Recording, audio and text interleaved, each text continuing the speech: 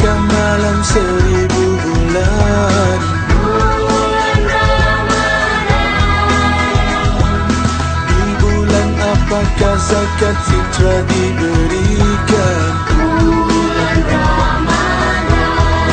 Marilah kita sambut kedatangan bulan suci Ramadan dengan hati gembira. Hilangkanlah kesedihan, kegundahan di hatimu dan juga kegelisahan. Marilah kita sambut kedatangan bulan suci Ramadan dengan hati gembira.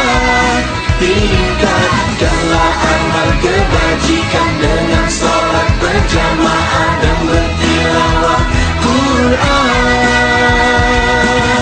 Di bulan Ramadan dengan hati yang riang penuh ceria, hilang segala gundah kesedihan yang ada